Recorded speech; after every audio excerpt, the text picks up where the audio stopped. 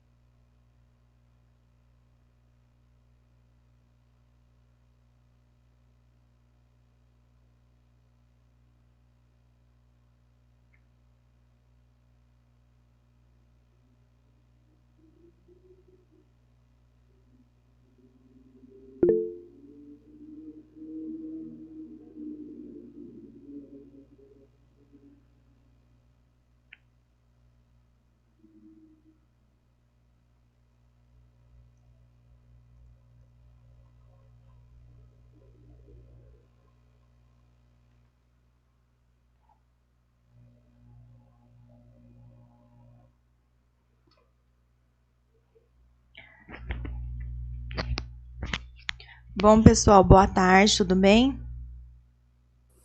Boa tarde, Boa doutora. tarde. Tudo bem? Boa Tudo tarde, jóia. doutora. E a senhora? Tô bem, graças a Deus. Então vamos dar aí vamos começar nossa aula aí fazendo umas perguntas aí, uns questionamentos aí da parte 2 da nossa aula passada. Alguém sem ser a Marta, que a Marta respondeu todas, né? Na semana passada. Qual que é o percurso que o fármaco faz até a gente ter uma resposta clínica? Alguém lembra aí da aula passada?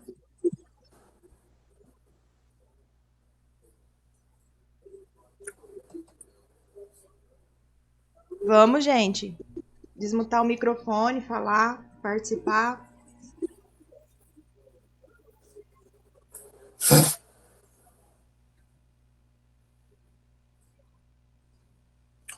Percurso Matei. que o ramo É, faz, até ter uma resposta clínica.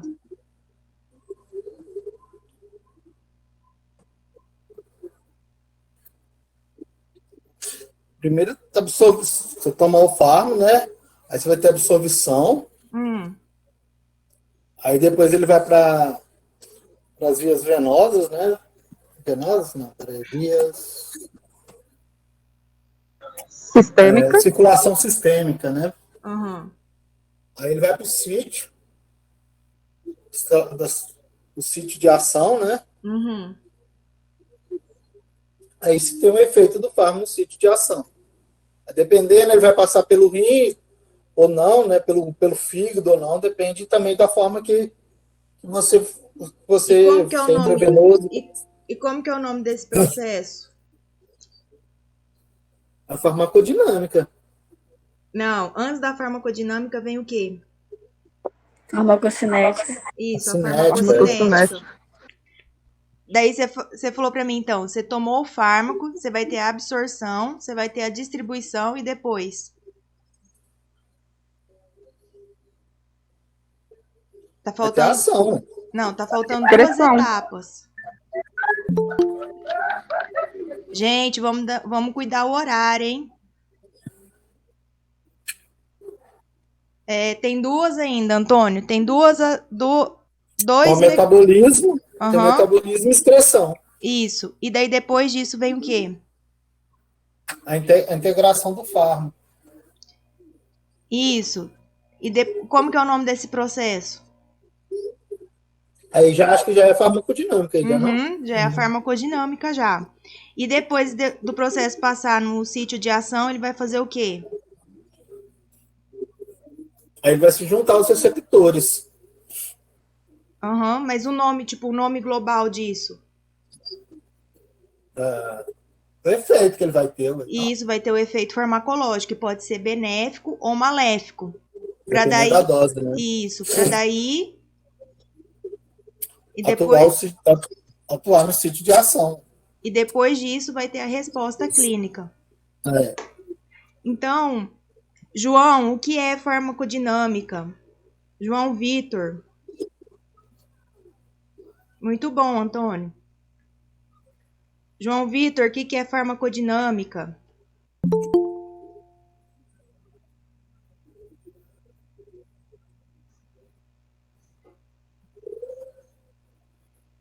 Vamos, gente, participar aí. É ação no sítio. É o efeito fisiológico do mecanismo e o mecanismo bioquímico do fármaco. Isso mesmo.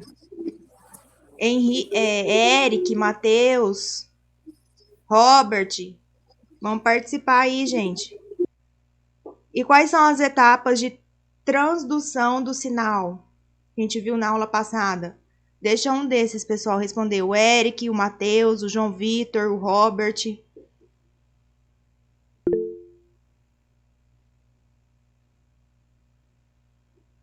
Então escreve, João Vitor.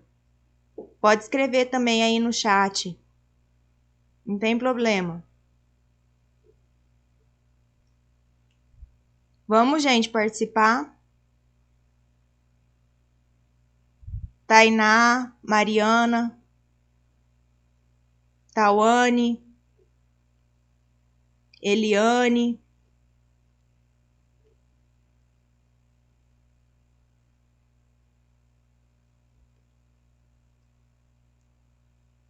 Vamos, pessoal, participar aí. Quem tá. Tá bom, Tawane. Então vamos, Eric, Matheus, João Vitor, Robert. Qual a pergunta mesmo, doutora? Pode repetir? Quais são as etapas da transdução de sinal?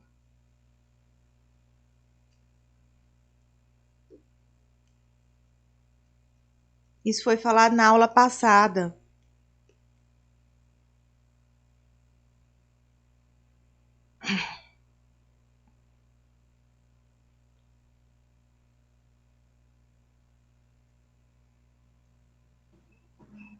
Túlio. A Marta tá doidinha pra falar já, ó. Não vou ficar caladinha. Diz. Harrison.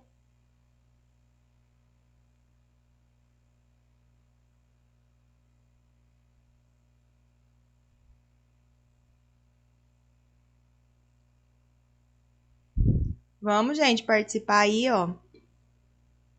Tô esperando aqui.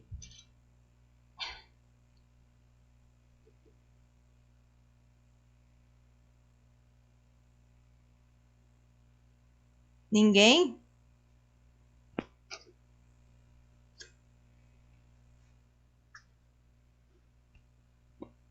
Seria o sinal, a recepção.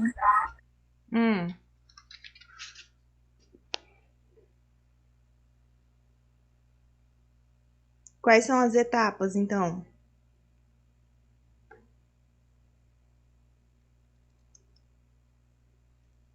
É latência, pico e duração, doutor? As etapas é que vai ter um sinal, depois vai ter a recepção. Lembra que a gente falou? A gente descreveu cada uma na aula passada? Daí vai ter a transdução, daí vai levar uma resposta. Lembra que a gente descreveu cada fase dessa? Na aula passada?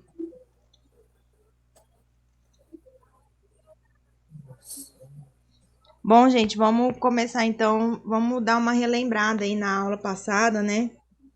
Porque tem algumas pessoas que não estavam presentes, então nós vamos dar uma relembrada do que a gente falou na aula passada, tá certo? Profe, Oi. a senhora começar, será que teria como a senhora mandar em forma de slide? Porque aquela descrição que a senhora manda lá, a gente não consegue abrir. E principalmente esse último eu não consegui abrir. Eu mandei de novo em forma de slide, tá na plataforma. Especificidade, amplificação,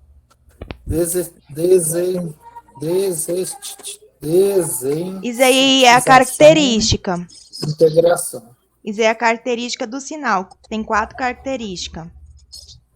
É um slide anterior às características. Lembra que a gente falou que primeiro tem o sinal, daí tem a percepção. Mas nós vamos dar uma relembrada. Tá. Sinal, recepção, tradução e resposta. Isso, lembra que a gente especificou cada uma? Sim, doutor. Na aula passada? Sim.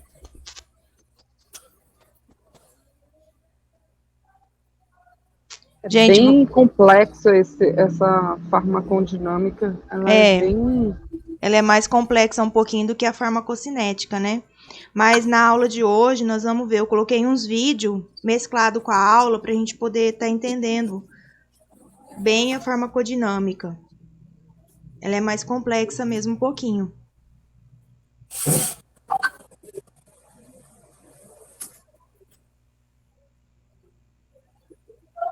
Bom, gente, vamos começar.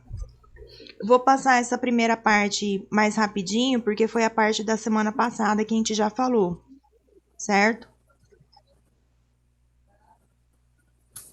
Então, aqui, o percurso que o fármaco faz. Primeiro tem a administração, que pode ser por via oral, intramuscular, subcutânea, intravenosa. Daí vai haver a absorção, né? Absorção, distribuição, a biotransformação, que é o metabolismo, e a excreção, que faz parte da farmacocinética. Depois ele vai agir no sítio de ação, que daí já é a parte da farmacodinâmica. Ele vai realizar um efeito, que pode ser um efeito benéfico ou maléfico, e vai ter a resposta clínica. Então, a gente viu até agora, né, que após a administração do fármaco, por qualquer uma dessas vias que eu citei anteriormente, né, e outras, a via intravenosa, ela é a única via a qual não tem absorção. O fármaco ele é injetado direto na corrente sanguínea. Então, ele não tem a necessidade dele atravessar a barreira biológica. As outras vias, sim, tem a necessidade de atravessar a barreira biológica e ele tem absorção. Então, lembrar, pessoal, a única via que não tem absorção é a via intravenosa, tá? Então, o que vai acontecer? Após o fármaco ele ser absorvido, né, ele vai cair na corrente sanguínea, ele vai para a circulação, ele passa pelos processos da farmacocinética, que é a distribuição, o metabolismo, a excreção. É o estudo dos movimentos do fármaco desde a sua administração até o local de ação. Após a chegada nesse sítio de ação, aí já é o estudo da farmacodinâmica, tá? Isso tem que ficar bem claro. Então, a farmacodinâmica, ela vai estudar o quê? Ela estuda o fármaco após chegar ao seu sítio de ação, seus efeitos farmacológicos e a espera de uma resposta clínica, uma resposta terapêutica, certo? Doutora, mas aí depois volta a ter de novo a farmacocinética com a excreção? Não, a farmacocinética acaba na excreção. Depois mas a excreção é antes da ação do fármaco? Antes da ação do fármaco. Efeito? Não, é depois, né? Aqui é só um exemplificado. Ela mas a excreção não faz parte da farmacocinética? Primeiro vai ter a absorção, é porque a gente estuda separadamente. A hora que junta tudo, daí faz um pouquinho. Mas é a absorção, depois vai distribuir. Depois ele vai metabolizar no fígado, né? Principalmente no fígado. Daí vai ter o sítio de ação, daí vai ter o efeito farmacológico. A ação dele. Daí vai ter o efeito farmacológico, a resposta clínica e, por último, a excreção.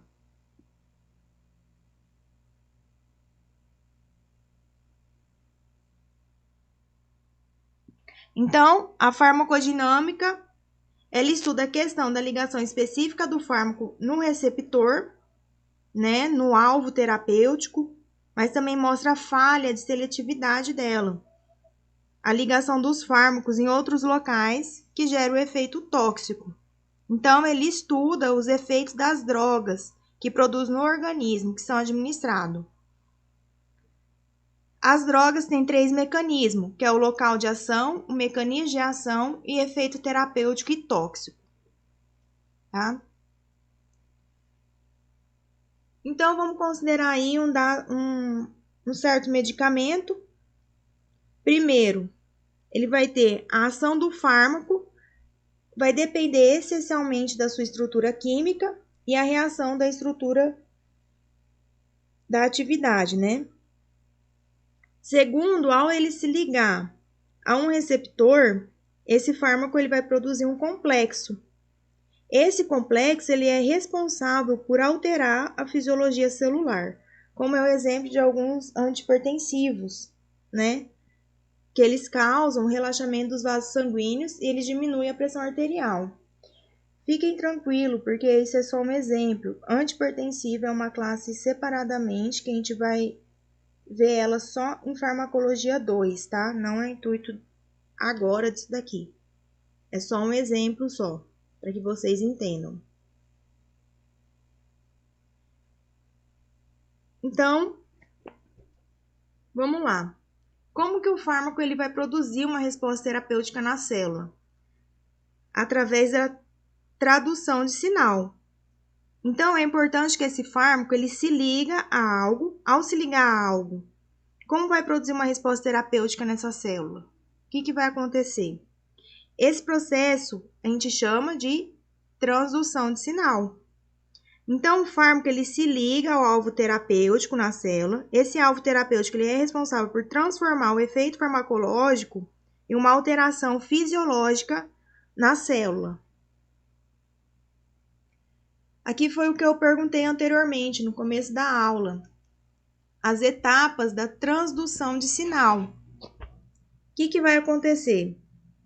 A gente tem um sinal biológico, né? Nessa molécula, ela foi produzida num determinado tecido, ou injetado, ou administrado exogenamente, né? Que são os fármacos. Elas vão se ligar ao receptor, ou seja, vai haver uma recepção de sinal, né? Vai haver essa recepção de sinal vai ser uma ligação entre o receptor. Ela vai alterar a fisiologia celular através de uma transdução celular, né? Transdução de sinal. Ou seja, ela vai transcrever o que o fármaco diz em um sinal celular. Essa transdução tem como resultado uma resposta fisiológica, que pode ser terapêutica ou tóxica, pode ser benéfica ou maléfica essa resposta. Aqui a gente tem as 4 características, são 4 características da transdução de sinal, que são o quê? A especificidade, a amplificação, a adaptação e a integração. Alguém lembra que a gente viu na especificidade? Sabe, consegue me descrever? Da aula passada?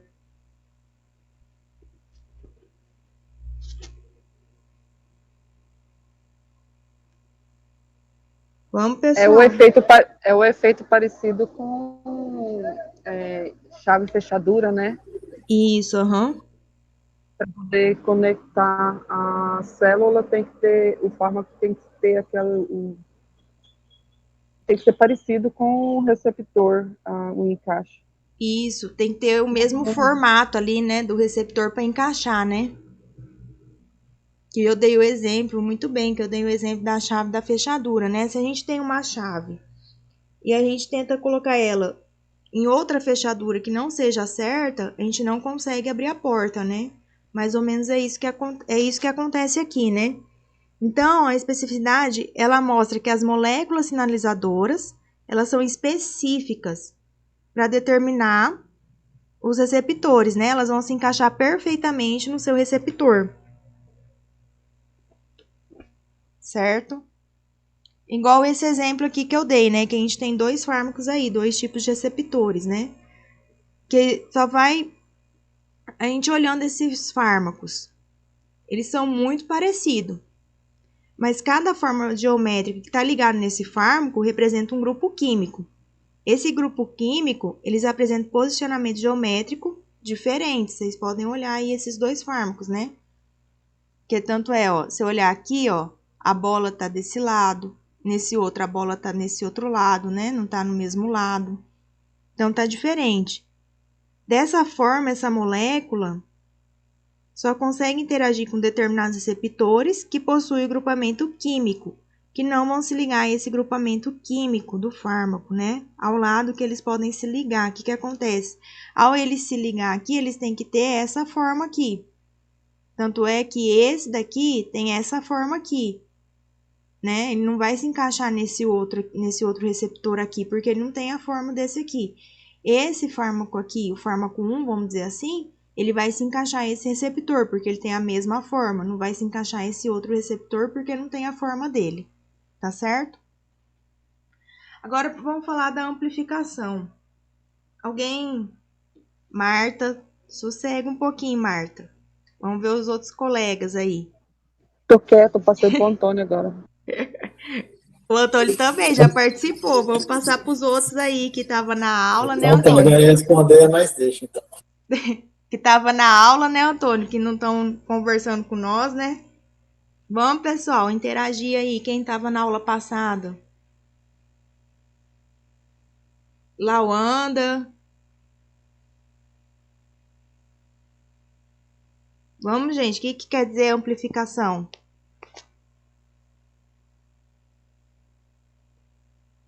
Vai, Antônio, você sabe?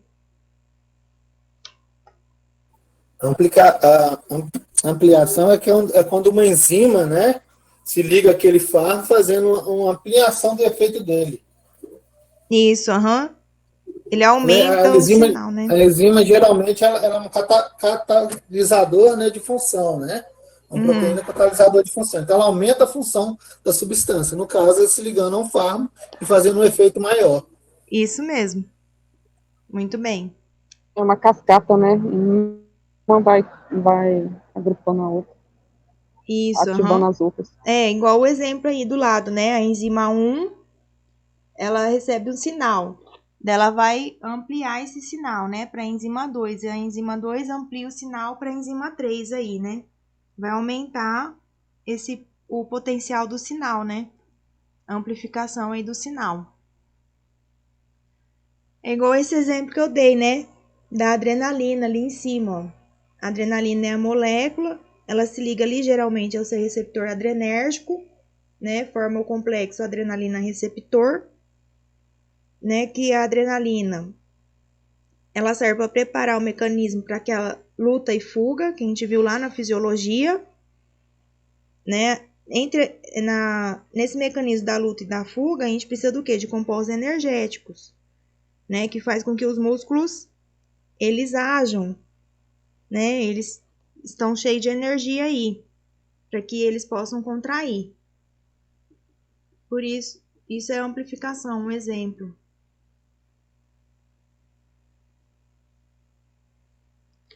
E agora a adaptação.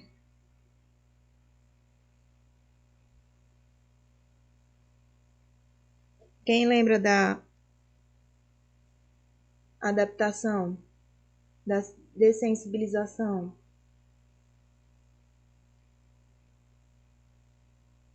Marta, Antônio, Lawanda, Eric, Matheus. A adaptação quer dizer que é o receptor vai ativar ou desativar, né, uma aquelas fechaduras que a senhora citou para aceitar aquele fármaco. Isso, para ter Na célula, né? para desenvolver uma resposta terapêutica ou uma resposta tóxica, né? E com o tempo ele acaba Isso. realimentando, né? Com a realimentação dele. Isso, aham. Mais estimulante, mais sinal para poder ativar ele. Isso, ele, igual o Antônio falou, ele é aquela resposta, né, que vai produzir uma resposta terapêutica ou tóxica, né, lá do começo da especificidade, ele vai se ligar ao seu receptor e ele precisa de um sinal, né? Ele também pode inibir o seu próprio receptor, né? Se a mesma quantidade de sinal já não é mais capaz de ativar ele, né? Se ele precisa de uma quantidade maior de sinal para ativar ele já. Isso acontece nos opioides, né, doutora? Isso. Acontece lá nos opioides. Corticóides também, né? Uhum, que a gente sempre precisa de uma dosagem maior, né? Sim. A gente não pode dar a mesma dosagem. É a mesma coisa do antibiótico. O paciente é resistente. Você não pode dar aquela quantidade de antibiótico. Você vai trocar de antibiótico, Sim. né? Então, ainda a gente falando da adrenalina, dando o exemplo aí da adrenalina, né? A adrenalina, ela vai se ligar nos seus receptores adrenérgicos. Um dos receptores adrenérgicos são os receptores beta, né? Que o beta está localizado tanto no coração como nos brônquios, né? Os cardiomiócitos, eles possuem os receptores beta-adrenérgicos da adrenalina, né? Quando se liga a esse receptor, que é o receptor da adrenalina, da epinefrina, que vocês podem estar vendo aqui, o E de epinefrina ou adrenalina é a mesma coisa, né? Ele vai ativar a proteína G, que a proteína G, ela forma 3 subunidades. Alguém lembra quais são as subunidades da proteína G?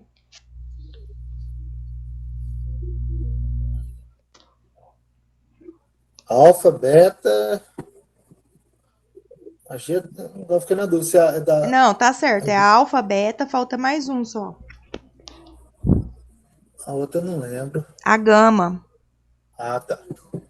Então, vai entrar, né? Vai ativar toda essa sinalização, né?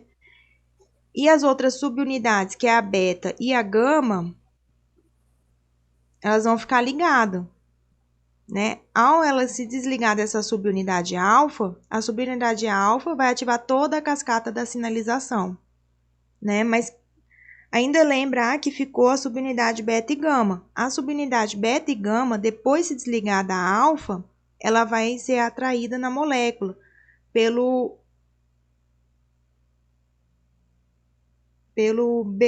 Betark, né?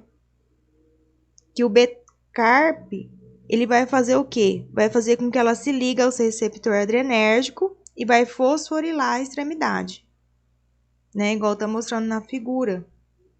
Vai ter a fosforilação da extremidade desse receptor que tá intracelular, tá?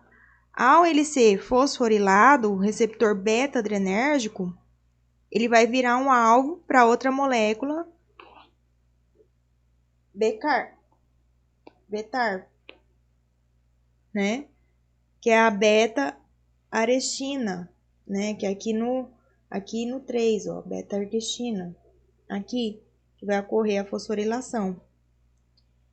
Então, essa molécula vai virar um alvo da beta-arestina. A beta-arestina, ela consegue identificar as subunidades, vai fosforilar essas subunidades e vai conseguir se ligar. Aí, esse complexo receptor e beta-arestina, né, vai ser ligado aos grupamentos fosfato, que os grupamentos fosfato, ele tá endocitado pela célula. Então, o complexo vai endocitar e vai fagocitar pela célula. Ao ele ser fagocitado pela célula, o receptor ele vai sumir da superfície celular, vai assumir a superfície celular, ele não vai ficar mais apto a se ligar, né? A adrenalina, esse receptor não vai ficar mais, vai ficar desligado, vamos dizer assim, a se ligar a adrenalina.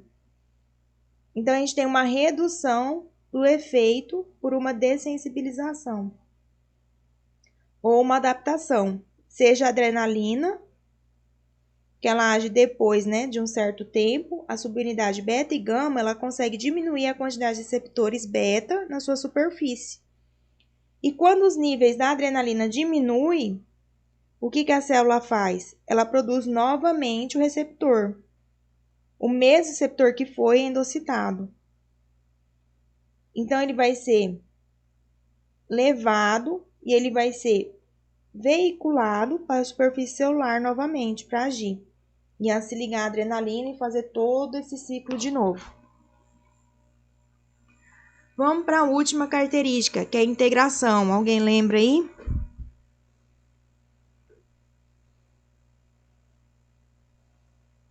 Alguém lembra da integração? A integração é o mesmo fármaco, né, o mesmo sinal agir em dois receptores diferentes e provocar reações diferentes por causa desses receptores. Isso mesmo. Continuar citando aí, a própria adrenalina é um exemplo disso. Num órgão ela faz vasoconstrução, outro faz vasodilatação. Depende do grupo de se tem mais alfa ou se tem mais beta. Depende do Naquele órgão que órgão. ela age, né? E qual o receptor que tem mais lá, né? Isso, aham. Então, na transdução de sinal, muitos desses sinais eles são integrados, né? Essa integração ela acontece como um sinal que interage com outro sinal. Por exemplo, aí da figura, a gente está vendo o sinal 1, que ele vai se ligar ao receptor 1, né? Que ele vai aumentar a concentração de uma determinada molécula X, aí. E o sinal 2, ele vai se ligar ao seu receptor 2, ele vai fazer o quê? Vai diminuir a concentração de uma determinada molécula, está mostrando aqui X. Significa o quê? Que a resposta terapêutica, ela vai ser o resultado, né, do aumento de X, ó, pelo sinal 1. E a diminuição de X pelo sinal 2, né, desse receptor 2 ali, que a gente viu que o sinal 1, ele vai agir com o receptor 1, ele vai aumentar a concentração de uma determinada molécula, que a gente chamou de X aqui no exemplo. O sinal 2, ele vai interagir com o seu receptor, vai diminuir o sinal, a concentração da molécula X, né? Ou seja, a medida entre essas concentrações de X produzida pelo sinal 1 ou pelo sinal 2 vai ser a resposta terapêutica. Significa que os sinais podem interagir não só pela produção da molécula, mas também pela alteração do potencial de ação da membrana, né? Igual o exemplo daqui, que a gente usou aqui da insulina, né? Mas a gente viu que a adrenalina, que ela é dessensibilizada quando os resíduos de serina, eles são fosforilados. Isso acontece porque a subunidade beta e gama atrai a molécula BARC, que isso faz produzir a fosforilação dos resíduos de serina. Mas tem outras formas dos resíduos de serina serem fosforilados, que é através dessa insulina. Por que a insulina faz isso? Um dos propósitos da adrenalina é aumentar a glicemia. Porque durante a luta e a fuga, a gente precisa de glicose do músculo para que a gente possa adquirir a energia necessária. A insulina, ela produz essa redução dos níveis glicêmicos. Então, ela tem que reduzir os efeitos da adrenalina. Dessa forma, a insulina, ela se liga ao receptor, né? Que a gente está vendo na figura. Vai fosforilar várias outras moléculas. Essas moléculas que ela vai fosforilar, que é o IRS1. O IRS1, ele ativa a proteína quinasa B, igual tá vendo aqui nesse esquema, ó. INS1 vai ativar a proteína quinasa B. A proteína quinasa B, ela vai fosforilar os resíduos de serina do receptor de adrenalina, né? Esse receptor fosforilado, ele vai endocitar. Ele não sofre mais ação da adrenalina. Nós vamos ter apenas o efeito da insulina sobre ele, sem o efeito da adrenalina, que com isso vai aumentar ter o aumento da glicemia. A insulina, ela promove a fosforilação dos resíduos de tirosina, né? Se você voltar lá na fisiologia lá, tem que voltar, pessoal, tem que pegar o livro Gaito e dar uma olhada nessa parte.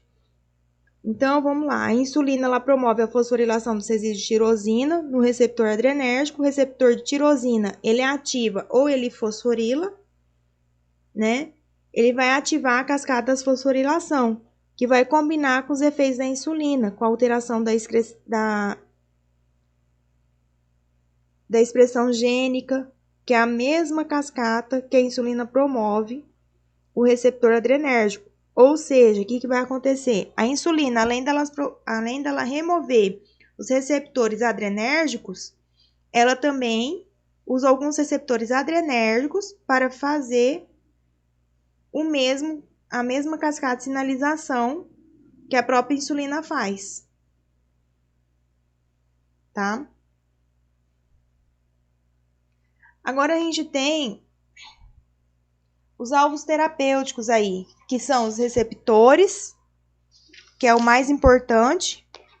A gente tem os transportadores, que são moléculas do meio extracelular para o intracelular. As enzimas, a parede ou membrana celular e os genes. Alguém sabe como que um fármaco ele interage com o receptor? Alguém deu uma lida nisso? Marta, Antônio, Lawanda. Não li. Não. Eu não consegui abrir o slide porque eu falei com a senhora. Eu peguei e postei de novo em PowerPoint. Daí você vê se consegue abrir agora, Marta. Vai. Então, como que vai fazer? O receptor, na sua grande maioria das vezes, eles são proteínas.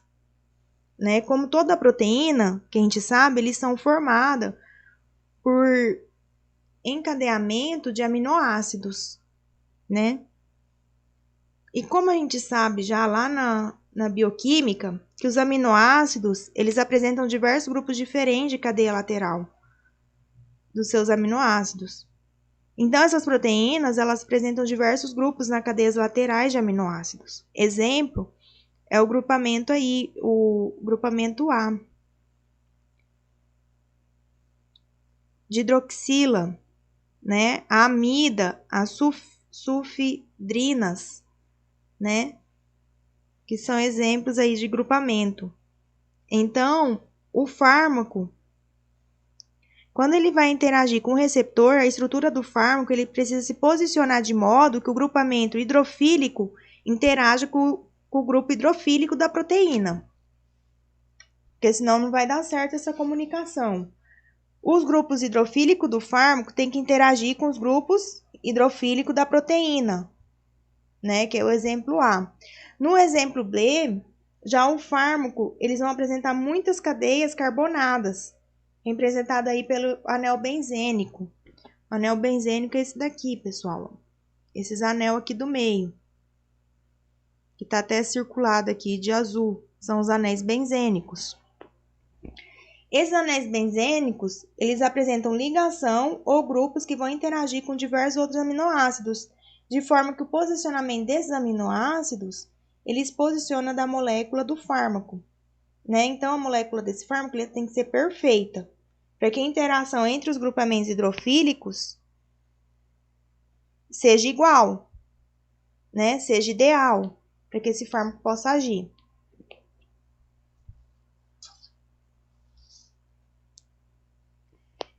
Então, vamos voltar um pouquinho lá na química, que a gente estuda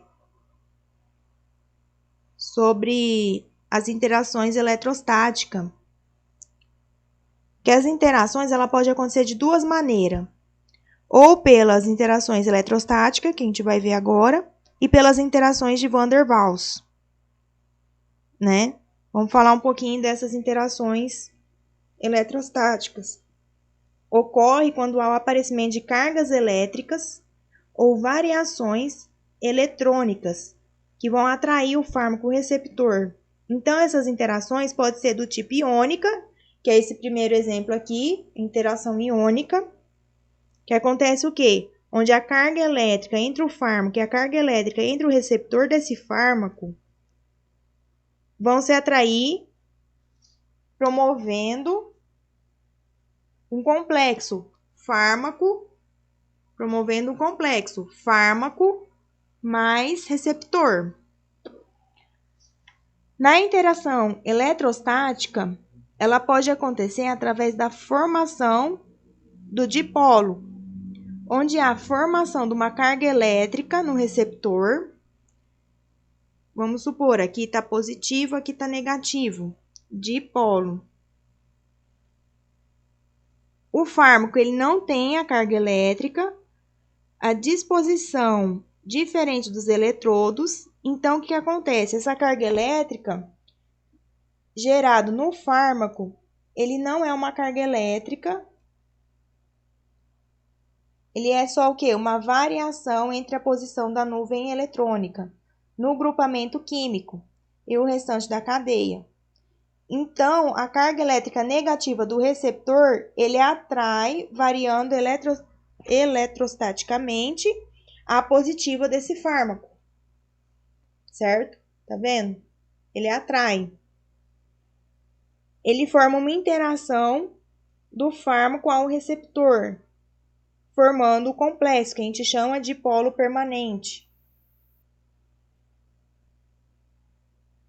A gente também tem o dipolo temporário, que é onde a ponte de hidrogênio, onde há a formação de um dipolo não carregado, mas tem uma nuvem elétrica entre o grupamento e o fármaco. E o receptor, promovendo o quê? Uma alteração das cargas elétricas, onde essas cargas elétricas vão se atrair. A gente vai ver, eu coloquei um vídeo para a gente estar vendo melhor isso, tá? E na interação de Van der Waals, a gente não tem a alteração da carga significativamente. Elas são ligações mais fracas que existe, acontece entre átomos que não são elétron positivo e nem eletronegativo. Eles têm uma carga neutra. Então, a variação de carga ela é baixa. Ela acontece entre carbono e hidrogênio. A gente pode ver carbono e hidrogênio. C de carbono, H de hidrogênio, tá? As interações de Van der Waals, elas são importantes principalmente quanto o grupamento químico das proteínas e o grupamento químico dos fármacos. Eles não possuem grupamento que são eletronegativo ou eletropositivo, tá? Vamos só um pouquinho que eu vou mudar aqui para a gente ver o vídeo.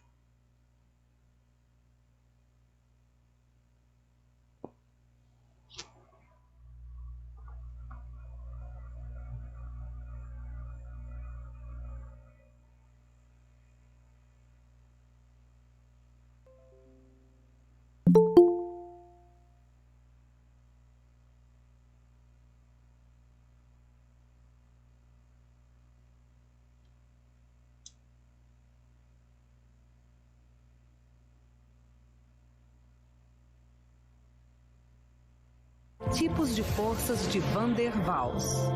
Objetivo: estudar os 4 tipos de forças de Van der Waals, que são interações dipolo-dipolo Van der Waals.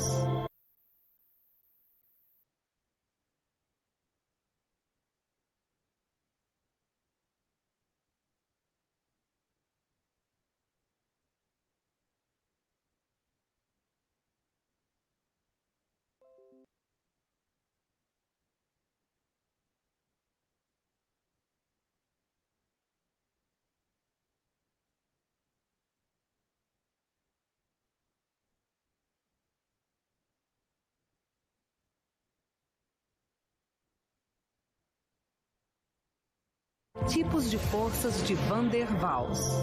Objetivo: estudar os 4 tipos de forças de Van der Waals, que são interações dipolo-dipolo, interações íon-dipolo, interações de polo induzido e interações de polo instantâneo de polo induzido. Interações de polo. Essas forças são encontradas em moléculas polares como a acetona, havendo uma polaridade permanente nelas. Em uma molécula de acetona, o átomo de oxigênio é parcialmente carregado negativamente, enquanto o átomo de carbono da carbonila é parcialmente carregado positivamente, o que pode ser representado através de um dipolo tendo os extremos positivo e negativo. Quando as duas moléculas de acetona se aproximam uma da outra, elas se orientam de modo que o polo positivo de uma molécula de acetona atraia o polo negativo da outra e vice-versa. Devido a essas interações de polo, muitas moléculas de acetona se mantêm juntas. Essas forças são também chamadas de forças Kisson, e elas são as mais fortes dos 4 tipos. Interações íon-dipolo. A água é uma molécula polar cuja molécula tem o átomo de oxigênio como polo negativo e os átomos de hidrogênios como polos positivos. Quando um sal como NaCl é adicionado à água, as moléculas de água são atraídas por esses íons Na+, e Cl-. A parte negativa da molécula de água, o oxigênio, é atraída pelos íons positivos Na+, enquanto que as partes positivas da molécula, os hidrogênios, são atraídas pelo íon Cl-. Esse tipo de interação é chamado de interação íon-dipolo.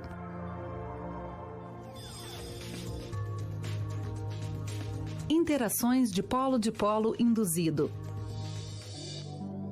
As interações de polo induzido são encontradas em uma mistura contendo uma molécula polar como fluoreto de hidrogênio e uma molécula apolar como a de nitrogênio. Na molécula de fluoreto de hidrogênio, o flúor, sendo um átomo eletronegativo, age como a extremidade negativa, enquanto o átomo de hidrogênio é a extremidade positiva do dipolo. O nitrogênio é uma molécula apolar com seus elétrons girando em torno do núcleo, como uma nuvem de elétrons igualmente distribuída em torno da molécula.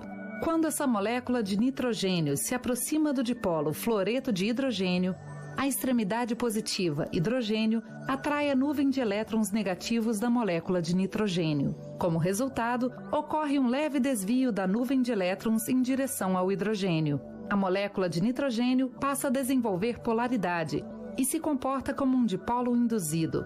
Assim, com interações de natureza fraca, as interações de polo induzidos acontecem entre o fluoreto de hidrogênio e a nuvem de elétrons deslocados da molécula de nitrogênio. Estas são conhecidas também como forças de Debye.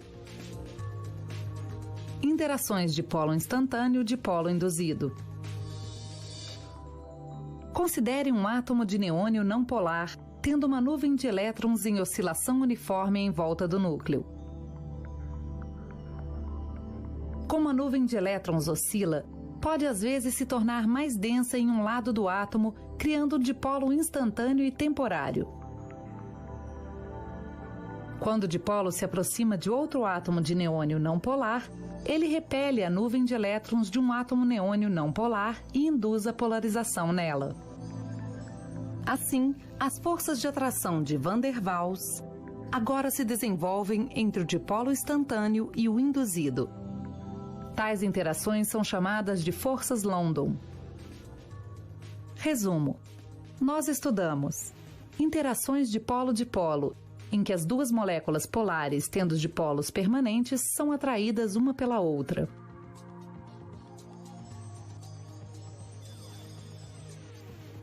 Interações íon-dipolo, em que um íon atrai um dipolo tendo uma carga oposta. Interações de polo e dipolo induzidos, em que uma molécula apolar tem sua polaridade induzida por um dipolo e se atraem mutuamente.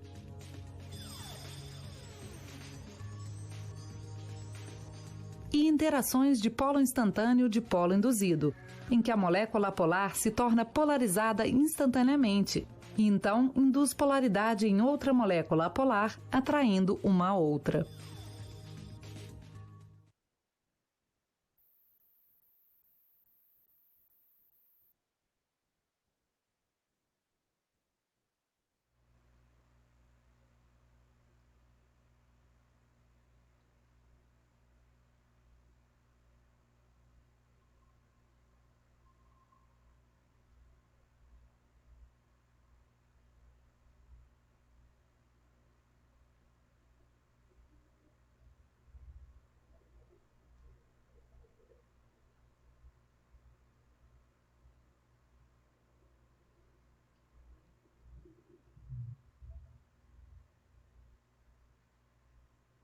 Então, pessoal, vocês viram no vídeo, né? Tudo aquilo que a gente falou. Agora nós vamos falar da subfamília dos receptores. A gente tem 4, tá? A gente vai ver uma por uma. Primeiro, a gente tem os receptores que se abrem aos canais de cálcio. Depois, a gente tem os receptores acoplados à proteína G. Nós vamos estar falando de cada uma, tá? Terceiro, são os receptores que apresentam atividade enzimática. E quarto, são os receptores citoplasmáticos, que eles agem dentro da célula intracelular. Vocês estão me escutando?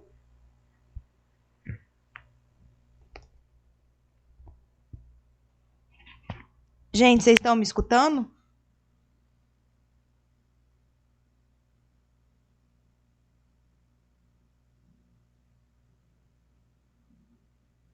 Pessoal?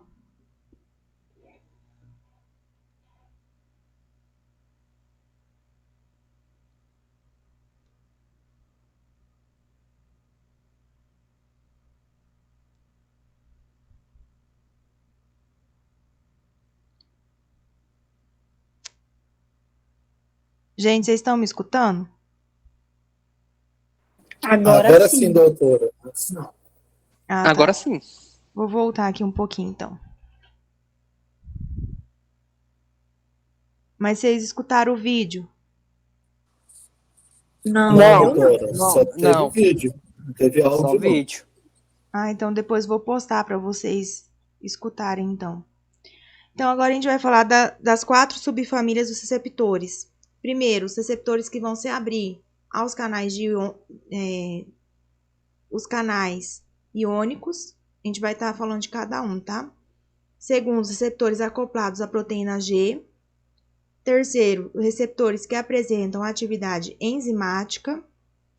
E o quarto são os receptores citoplasmáticos, que eles vão agir dentro da célula intracelular, tá? Então, vamos começar com os canais iônicos, né? Os receptores no qual o fármaco ele se liga. E ele vai abrir os canais iônicos, né? Os portões iônicos. Né? Isso daí é lá na fisiologia também, pessoal. Tá? Então, a gente tem 3 tipos de canal iônico, que são os receptores ligados por ligantes, os receptores ligados por voltagem, os receptores regulados por segundo mensageiro. Os regulados por ligantes são aqueles pelos quais o ligante ou o fármaco ele se liga ao receptor. Ele abre aquele canal iônico promovendo uma alteração na condutância iônica, alteração de íons para dentro da célula. Os receptores por voltagem, eles têm alteração no potencial de ação da membrana. Eles alteram a conformação do receptor. Ele vai abrir, promovendo essa condutância dos íons. E os receptores regulados por segundo mensageiro, a proteína G ela vai produzir o segundo mensageiro. Esse segundo mensageiro ele vai se ligar ao receptor e aquele receptor ele vai promover uma alteração na conformação. A partir dessa alteração dessa conformação, ele vai abrir e ele tem a maior condutância com os íons, tá? Então, os receptores do tipo iônico, a gente tem 2. Os receptores de sódio ativado por voltagem e os canais de sódio regulado por ligando. Nós vamos estar falando de cada um deles. Primeiro, nós vamos falar dos canais de sódio ativado por voltagem. Eles apresentam várias espécies estruturais proteicas, como vocês estão vendo dentro deles. Nessas estruturas proteicas, nós temos sensores por voltagem, que são esses pontinhos vermelhos. Esses sensores por voltagem, eles são aminoácidos, que ele pode ter carga positiva ou negativa. Essa alteração de carga positiva ou negativa, ela altera a conformação da proteína, favorecendo a entrada de íons ou ela vai dificultar essa entrada de íons. Se tiver uma despolarização da membrana, ou seja, a alteração da carga elétrica entre os comportamentos intracelular e extracelular, vai haver uma mobilização das cargas elétricas, o que ocorre por uma alteração na posição dos sensores de voltagem. Vocês podem ver que o sensor de voltagem contém a despolarização, eles mudaram. Os pontinhos vermelhos mudaram. E quando vai ocorrer uma hiperpolarização, ao contrário, ele vai deslocar essas cargas elétricas desse aminoácido dessa posição, vai favorecer a alteração, certo? A alteração dessa conformação desse canal. Vai promover, então, o fechamento desses canais. Nos canais de sódio regulado por ligando, esses canais de sódio, ele vai receber acetilcolina. Essa acetilcolina, ao se ligar também, ela vai promover a alteração na conformação do canal, favorecendo assim a abertura do canal, desse canal de sódio, tá? O papel dos canais iônicos, né? Alguém sabe onde está localizado? Lá na fisiologia, pessoal. Onde está localizado os canais iônicos?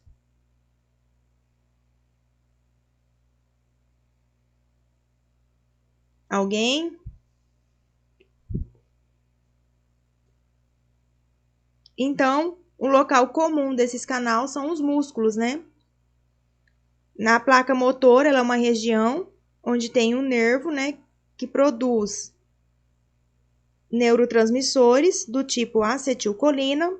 O músculo, ele possui receptores do tipo nicotínicos, né, que é do tipo MN, que são dos canais iônicos, que são regulados pela acetilcolina. Certo? Aqui, ó, um exemplo aí para vocês.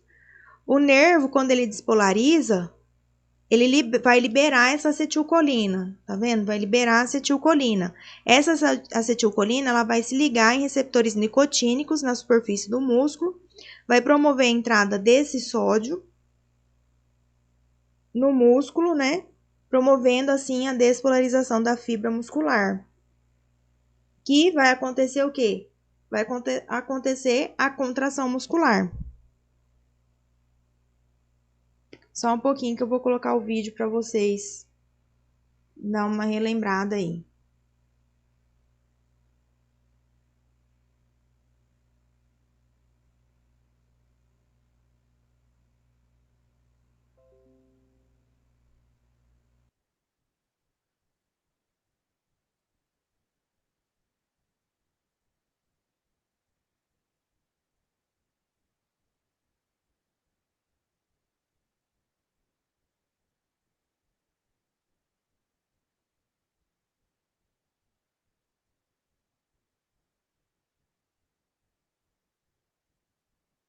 The sodium channel has receptor sites for a ligand acetylcholine. When the receptor sites are not occupied by acetylcholine, the sodium channel remains closed. When acetylcholine binds to its receptors, the channel opens. Therefore, the channel is called a ligand-gated ion channel. When the channel opens, sodium ions diffuse through and enter the cell.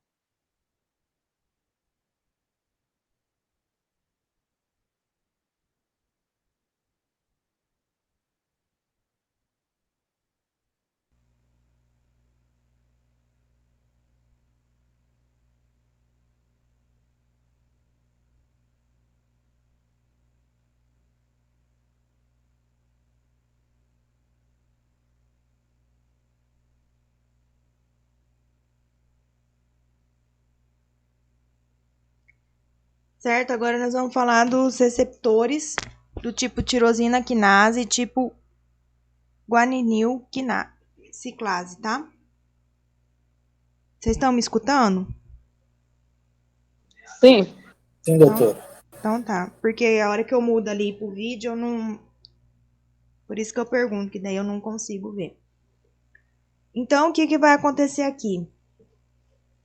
Primeiro, esses dois receptores são receptores que eles vão possuir atividade enzimática. O receptor tirosina quinase, ele tem a capacidade de fosforilar os resíduos de tirosina do seu substrato. O receptor guanil ciclase, ele tem a capacidade enzimática de quebrar o GTP e produzir o GMP cíclico, tá?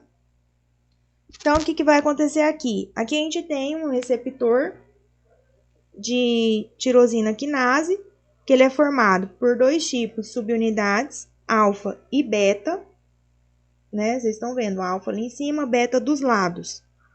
Então, são 2 alfa e 2 beta, né? Eles têm resíduo de tirosina na subunidade beta, e a subunidade beta, ela tá intracelular. Temos 2 resíduos de tirosina em cada subunidade, que é esse T aqui circulado. Esses resíduos de tirosina, eles são fosforilados. Tem um pezinho aí do lado, eles são fosforilados. Para que esse receptor ele seja ativado, então o receptor de tirosina sinase ou quinase, ele vai fosforilar os resíduos de tirosina, que são os primeiros resíduos de tirosina que vai fosforilar, que são os próprios receptores. Para se ativar, a partir de então, ele vai ativar os seus substratos. Tem um videozinho aqui, só um pouquinho que eu vou passar para vocês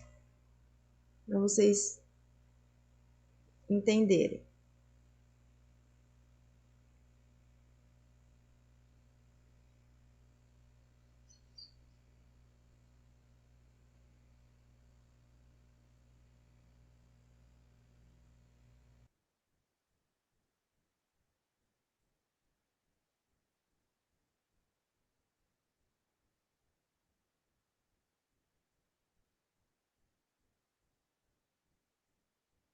Receptor de insulina tirosinoquinase. O receptor de membrana da insulina é tirosinoquinase. Tirosina quinase é uma enzima que adiciona grupos fosfatos à tirosina. Esses receptores de membrana plasmática são divididos em 2 subunidades, subunidade alfa e subunidade beta. A subunidade alfa são localizadas na face extracelular, no sítio de ligação com a insulina. Por sua vez, as subunidades betas são transmembrânicas e intracelular. A ligação da insulina nas subunidades alfa leva a uma alteração conformacional do receptor e causa a autofosforilação da proteína em resíduos de tirosina. Essa autofosforilação, por sua vez, induz a fosforilação de várias proteínas, conhecidas como substratos do receptor de insulina, IRS. O IRS facilita a interação do receptor com seus substratos, recrutando proteínas envolvidas na transdução de sinal. Um exemplo é a via do fosfatidil-inositol 3-quinase, que permite o transporte de glicose, a síntese proteica, a síntese lipídica e também a síntese do glicogênio. Uma outra via é a via da proteína quinase ativas por mitógenos. Essa via participa da diferenciação celular e da proliferação celular. Vamos assistir uma animação do receptor de tirosinoquinase. Ligação da insulina na subunidade alfa, autofosforilação da subunidade beta. Fosforilação do IRS. Recrutamento do fosfatidil-inositol 3-quinase. Transporte de glicose, síntese proteica, síntese lipídica e síntese de glicogênio. Recrutamento da proteína quinase ativa por mitógenos, diferenciação celular e proliferação celular. Vamos rever a animação.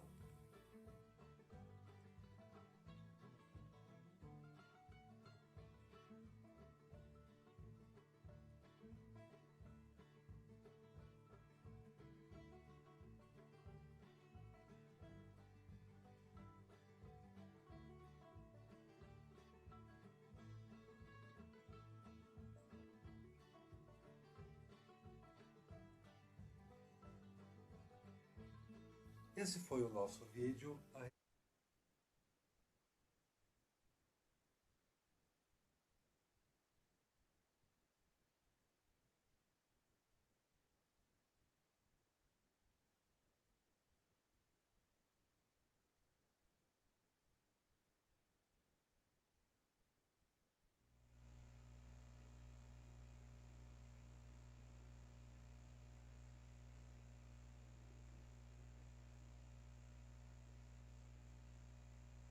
Receptor de insulina, tirosina. Bom, pessoal, agora a gente vai ver os tipos receptores com atividade enzimática. Vocês estão me escutando? Sim, doutor. Vai me Sim, falando doutora. aí, se vocês não estiverem me escutando. Então, os primeiros aí são do tipo tirosina, né? Nós vamos estar vendo.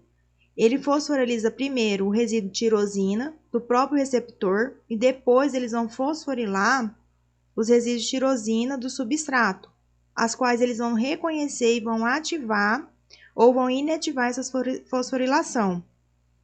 Ela pode causar uma ativação ou também pode causar uma inativação. Isso aqui, pessoal, é lá na fisiologia, tá? O segundo, que é esse B aqui, o B, que é o segundo tipo de receptor, é a tirosina fosfatase, que são os receptores desse tipo também, eles têm atividade enzimática, mas eles vão fazer ao contrário do que o tirosina quinase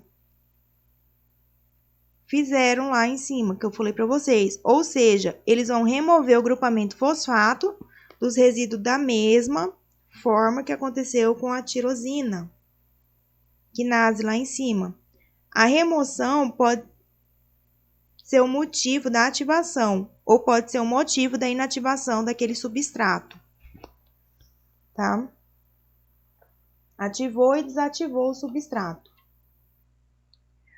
O exemplo D aí são os receptores que têm atividade serina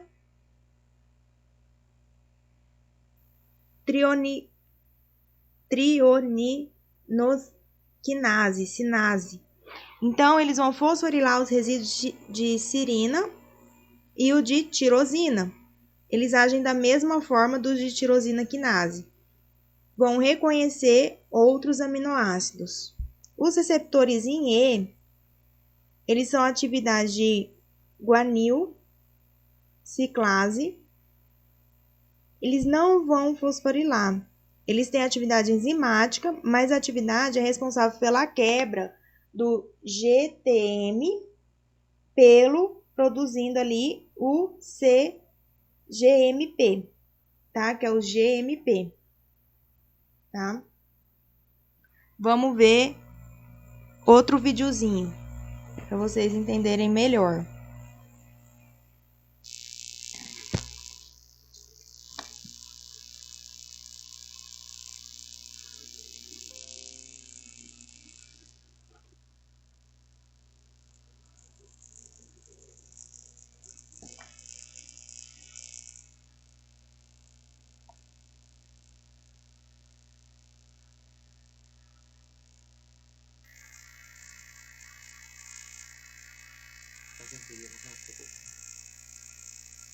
Ok, primero un ejemplo para justificar las sinasas que viene siendo pues que hay entre la actividad entre el hígado y el páncreas.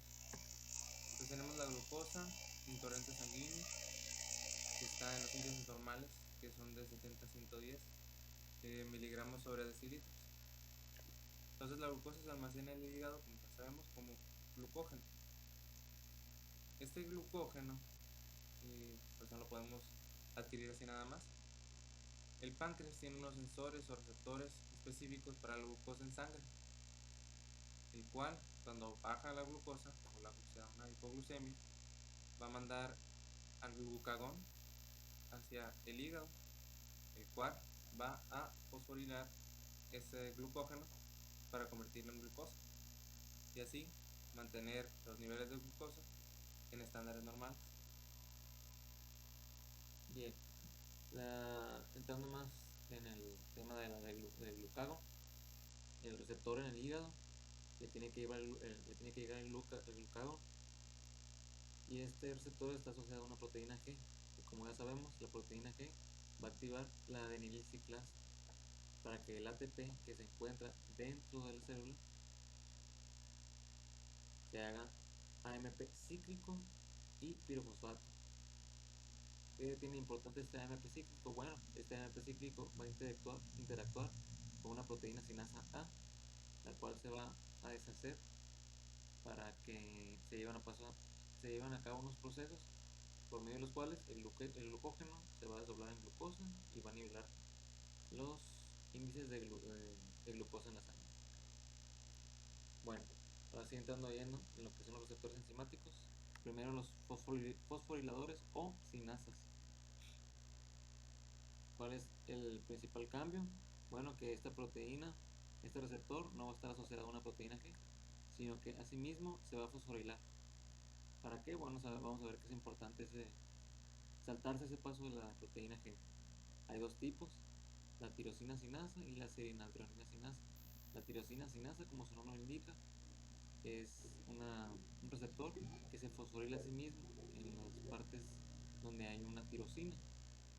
Y la serinaldronina, como su nombre lo indica, se fosforila en residuos de serina y treonina. Vamos a ver ejemplos de la tirosina sinasa. Muy importante la de la insulina, que tiene, como la mayoría de los receptores, tiene una porción extracelular, una membranal y una intracelular. Como ejemplo, para ver cómo se fosforila, tenemos el factor de crecimiento derivado de las plaquetas y el factor de crecimiento epidérmico. Cuando nuestro receptor le llega el mensajero, se fosforila a sí mismo para atraer a nuevas sustancias que van a llevar a cabo el funcionamiento de ese receptor en sí. En el caso del factor de crecimiento epidérmico es un poco más complejo, ya que llega el mensajero, se fosforila y se dan a cabo un proceso larguísimo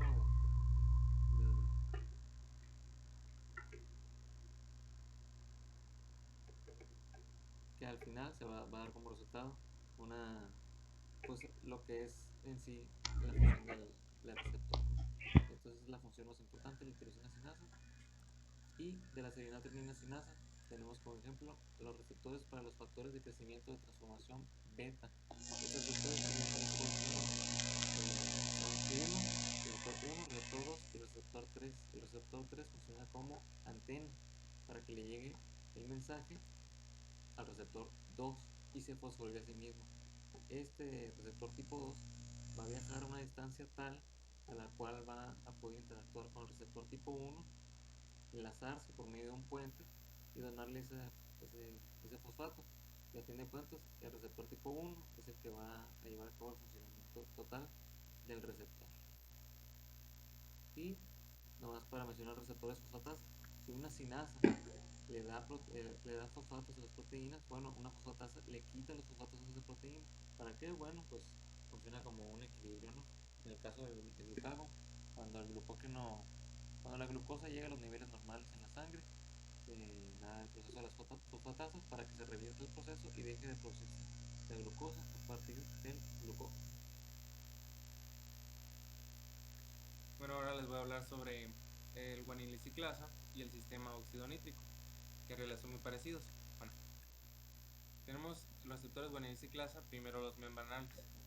Hay que ver primero que aparte de que el corazón funciona como bomba, regulación de la circulación sanguínea, también es un productor de hormonas, una glándula, y produce el factor natriurético auricular, que se deriva pues de las aurículas. Entonces este factor natriurético auricular, al entrar en contacto con el músculo liso de los vasos, con su ligando, va a producir GMP cíclico. Y este GMP cíclico va a producir, más adelante más explicado, el producto de la vasodilatación. Pero si nosotros agregamos GMP cíclico exógeno al músculo liso, este va a producir un factor natriurético auricular. Bueno, aquí tenemos la luz del vaso la capa íntima, la media y la adventicia. Están íntima, media y adventicia, y esta la media muscular. Entonces tenemos que algunas hormonas, algunos neurotransmisores, como los grupos nitro, que sería pues en su fármaco sería la nitroglicerina para la angina de pecho, la acetilcolina, un neuroreceptor, y la histamina, van a estimular la capa interna de estos vasos. Y lo que va a producir es que ese epitelio genere óxido nítrico. Este óxido nítrico va a ir y va a viajar a la capa media muscular, va a activar a la guaniliciclasa, la cual a su vez va a producir GMP cíclico, el cual va a ir a activar a la proteína G, a una parte de esa proteína G, provocando así el efecto que ya habíamos mencionado, que era el de vasodilatación. Ok, esto ha sido todo por hoy. Que tengan un feliz día de San Valentín. Y pues que le vaya bien el examen. Y saludos a la maestra.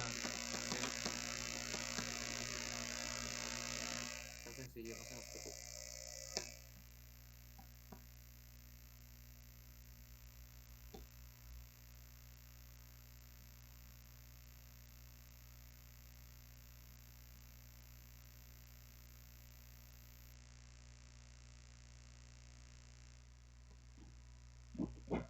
Então, pessoal, aqui a gente tem um exemplo, né, de um receptor de tirosina quinase, o receptor da adrenalina, que ele tem a mesma atividade da tirosina quinase ou ciclase, né? A insulina ela vai se ligar ao seu receptor. Ao se ligar ao seu receptor, ela faz a autofosforilação. O receptor de insulina ele está ativado. Ao ser ativado, o receptor da insulina ele é capaz de reconhecer o seu substrato. É um desses substratos que é o IRN1. O IRN1, essa fosforilação ela é capaz de acoplar o INR1 com outras moléculas, né, como o GRB2, né? Temos que serve para o acoplamento também, o SOS, o RAS, o RAF. Esse complexo de associação ele é capaz de ativar uma molécula importante para a atividade da insulina, que é o MEC. O MEC, uma vez que ele foi ativado, ali ó, o MEC ele foi ativado, ele foi fosforilado, por isso que ele foi ativado. O MEC ele reconhece como substrato o ERK, tá vendo? E ele é capaz de atravessar os poros nucleares, que vai para o interior do núcleo. O ERK, ele reconhece um substrato. Esse substrato é o ELK1, que vai ser fosforilado, e ao ser fosforilado, ele é capaz de se acoplar ao SRF, que vai ligar uma sequência de nucleotídeo, promovendo sua transcrição e o aparecimento de novas proteínas, que elas vão ser responsáveis pelos efeitos da insulina, certo? Agora nós vamos falar dos receptores associados à proteína G, que são receptores que fazem seus efeitos diretamente. Eles vão ativar o segundo mensageiro. Esse segundo mensageiro vai ser ativado pela proteína G, tá? Então, o receptor do fármaco, ele vai ser acoplado à proteína G. Ao ele ser acoplado a essa proteína G, ela vai primericar. Ela vai formar 3 subunidades, que é a alfa, que está ligada diretamente ao GDB, a gama e a beta. Quando o receptor é ligado à proteína G, ele tem seu ligante, seu agonista, ligado automaticamente. Ele promove a ligação ou a melhor troca entre o GTP e o GDP. Esse GDP, ao se ligar, ele promove a quebra do trímero, liberando assim a subunidade alfa, e deixando a subunidade beta e gama. Ligado ao receptor, o alfa ele vai se descoplar através da membrana plasmática até o seu efetor.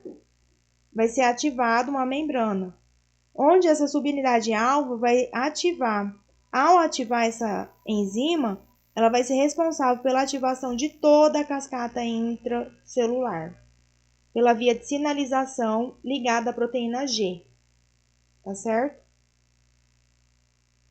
Então, quais são os tipos de proteína G que existem? São 5 tipos de proteína G que vão existir, que é a G estimuladora, que é a alfa, a G inibitória, a G0, a GQ e a G12 e 13. Tá? Aí tá onde que o local de ação de cada uma delas. A G estimuladora vai ativar os canais de cálcio, vai ativar a adenilciclase. A G inibitória vai ativar os canais de potássio, inibe a adenilciclase. O G0 vai inibir os canais de cálcio. O GQ ativa a fosfolipase C. E o G12 e 13, a ação dele é diversas interações com transportadores de íons.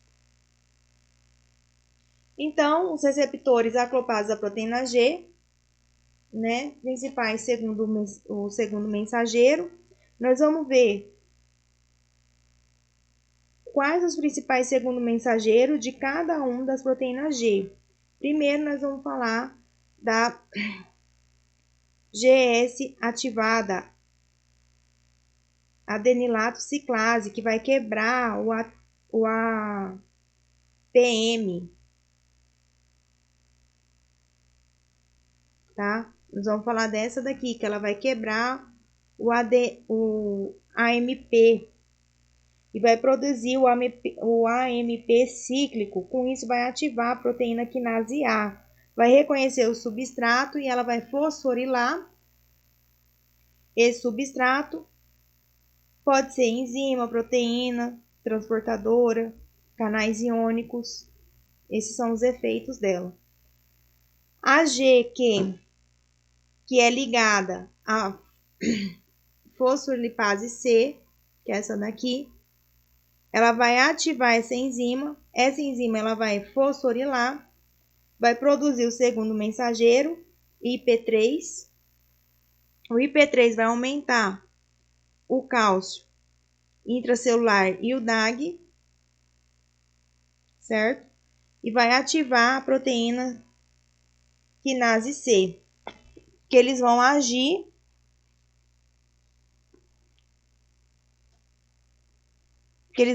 lá nas proteínas contrastes, nos canais iônicos, nas proteínas transportadoras, certo?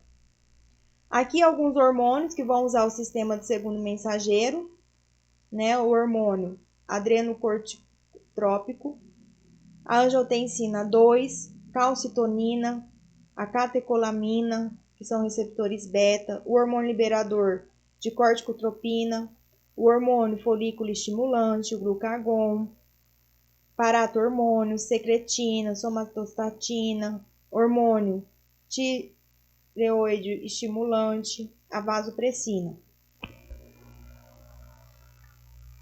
Então, pessoal, o que vai acontecer aqui? O receptor, ele vai se ligar a um fármaco, tá vendo? Vai se ligar a um fármaco. Ao ele se ligar, esse fármaco, ele vai promover a ativação da proteína G. Essa proteína G é uma proteína trimérica, né? Que ela possui 3 subunidades, que é a alfa, beta e a gama. A alfa é a subunidade que é catalítica. Ela se liga a alfa vai se ligar ao GDP. Então, quando o fármaco ele se liga ao seu receptor, ele promove a alteração da troca do GDP por GTP. A subunidade alfa vai se tornar ativa. né, ó, vai se tornar ativa.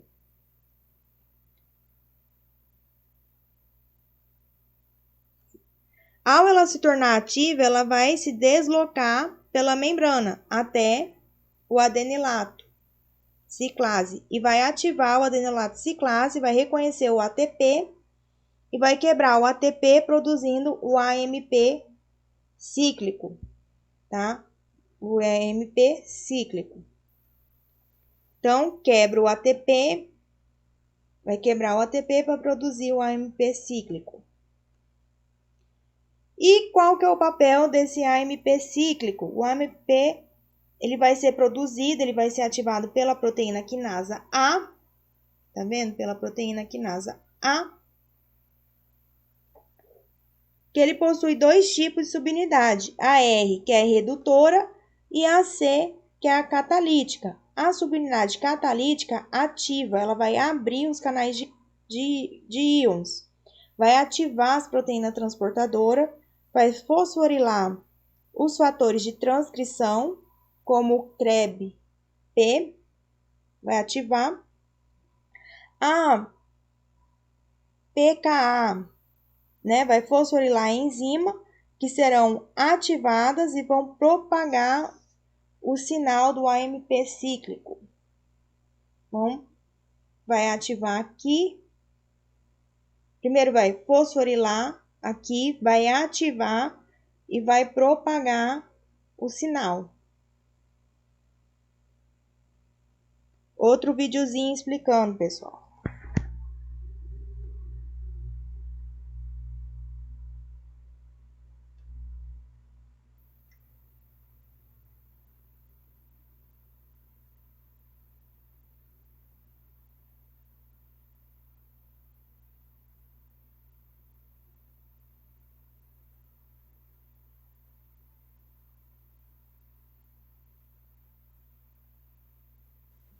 Como elementos centrales de este sistema de señalización o vía de transducción, encontramos en primera instancia al receptor acoplado a proteína G, el cual es un tipo de receptor 7-alfa hélice transmembranales, que también se conoce con otros nombres como por ejemplo el receptor de serpentina. Este receptor es muy importante y se encuentra ampliamente distribuido en las células eucariotas. Unido a dicho receptor, encontramos a la pequeña proteína G en la membrana interna, y esta se encuentra constituida por tres subunidades, alfa, beta y gamma. La subunidad alfa, a su vez, cuando el sistema está inactivo, se encuentra unido a una molécula de guanosindifosfato. Y libre en el citosol encontramos a guanosintrifosfato, el cual va a ser muy importante cuando se dé la activación de la vía.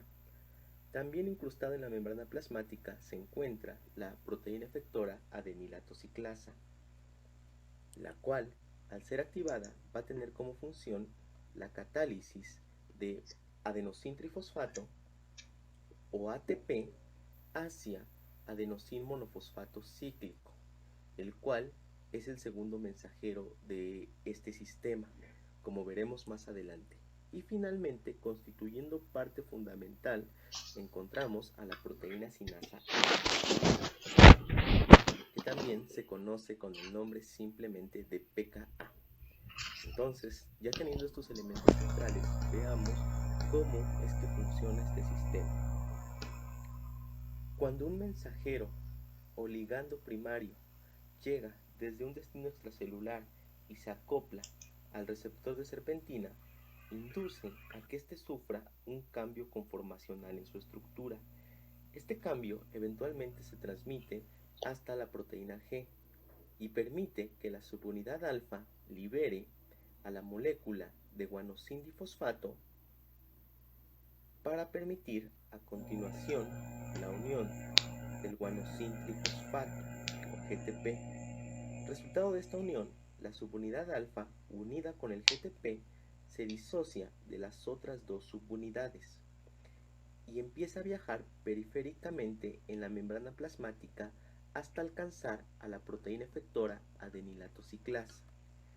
Esto permite que la proteína efectora pase a una conformación activa y empiece a catalizar su función, que es tomar como sustrato a ATP y catalizar su conversión hacia adenosín monofosfato cíclico.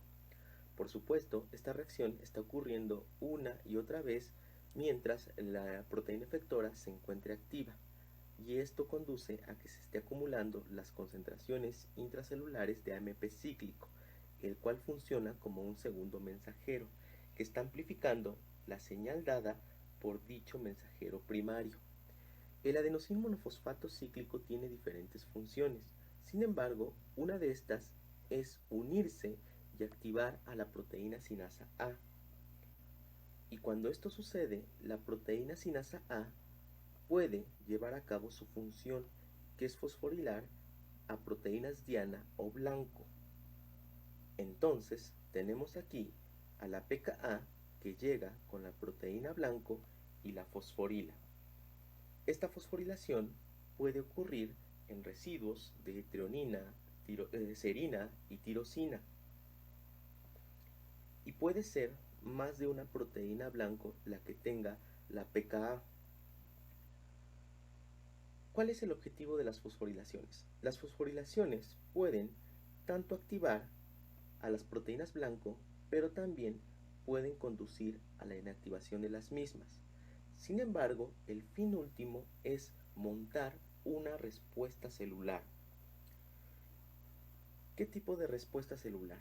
Todo depende del contexto específico del que estemos hablando. Estos sistemas se encuentran ampliamente distribuidos en diferentes células.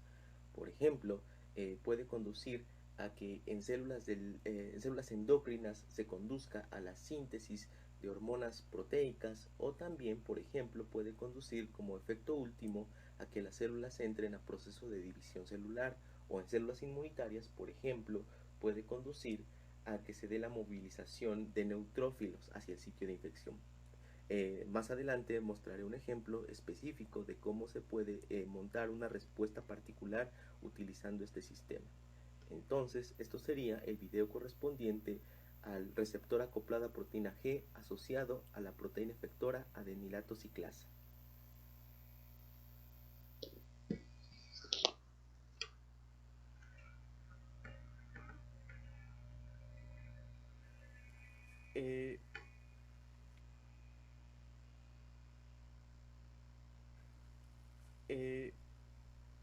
Ya no voy a describir elementos generales de este sistema, por lo que si aún no han visto cuáles son los elementos que lo constituyen y cómo funciona de manera general, les recomiendo que vean primero el video número 1 de esta serie. En este sistema vamos a Não está aparecendo as imagens. de transcripción. Não tá? Pera aí, só um pouquinho, então.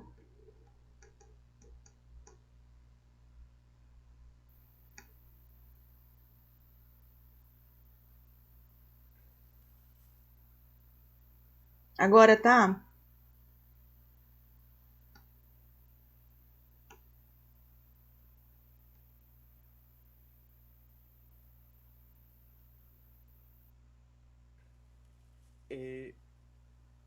Ya no voy a describir elementos generales de este sistema, por lo que si aún no han visto cuáles son los elementos que lo constituyen y cómo funciona de manera general, les recomiendo que vean primero el video número 1 de esta serie. En este sistema vamos a reconocer la presencia de un factor de transcripción, una proteína que se conoce con el nombre de CREB. Este factor de transcripción es muy importante porque en células endocrinas básicamente puede conducir a la expresión de hormonas de naturaleza proteica, pero también en el cerebro, por ejemplo, puede conducir a la síntesis y expresión, a la expresión y síntesis, de proteínas involucradas en memoria a largo plazo. Entonces, como habíamos descrito previamente, todo empieza cuando un mensajero desde un destino extracelular llega y se acopla al receptor acoplado a proteína G. Y cuando esto sucede, el receptor sufre un cambio conformacional que es transmitido hasta las subunidades de la proteína G. Resultado de esto, la subunidad alfa libera GDP y en cambio se le une GTP. Cuando se le une el GTP, la subunidad alfa es liberada y viaja periféricamente a través de la membrana plasmática hasta unirse con la proteína efectora adenilato ciclasa, la cual queda en un estado activo y empieza a tomar como sustrato ATP para catalizar su conversión hacia AMP cíclico. Este AMP cíclico a continuación puede ir con la proteína sinasa A y unirse para cambiarla hacia una conformación activa. La proteína sinasa A continuación se puede traslocar, activa por supuesto, a continuación se puede traslocar hasta el núcleo donde se encuentra con la proteína CREB y la fosforila. Una vez que la proteína sinasa A o pKa ha cumplido su función, permite que CREB a continuación se una con una proteína coactivadora que se conoce como CBP. Estas proteínas ya unidas forman un complejo que se unen a una región específica del ADN. Esa región específica se conoce como elemento de respuesta a AMP cíclico, justamente por todo este proceso que se está llevando a cabo. Y cuando tenemos este complejo a la región del ADN que acabo de mencionar, permite reclutar a la maquinaria enzimática encargada del proceso de transcripción. Y esto, por supuesto, permite que se lleve a cabo la síntesis de ARN mensajero. Recuerden que la síntesis de un ARN mensajero a partir de un gen de una región codificante se conoce como transcripción. Dicho ARN mensajero puede ser exportado o es exportado fuera del núcleo y enviado hasta los ribosomas, lugar donde va a ser leído el ARN mensajero por los ribosomas y a partir de él se va a dar la síntesis de proteínas, proceso que se conoce como traducción. Estas proteínas, como habíamos mencionado, en caso de que sea un órgano endocrino, una célula endocrina, el ejemplo que estamos poniendo, son secretadas fuera de la célula para cumplir su función, que es justamente mediar procesos de comunicación celular. Entonces, este sería un ejemplo de cómo este sistema puede llevar a cabo una función celular, en este caso específico, proteínas involucradas en procesos de comunicación en caso de hormonas, o proteínas involucradas, habíamos dicho también, en procesos de memoria en células del cerebro.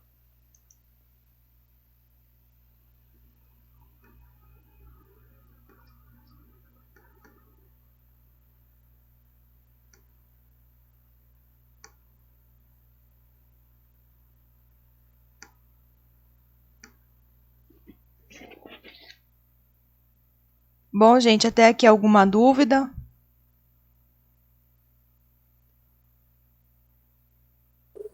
É bem complicada a matéria, doutor. Tem que ler para tirar, ficar com dúvida. Bem difícil, tem muita coisinha. Eu acho assim. Isso aí tem que voltar lá na fisiologia, lá no Guyton, tá? Dá uma voltadinha lá no Guyton, pegar o Guyton lá nos canais iônicos, como que acontece a contração, tudo isso.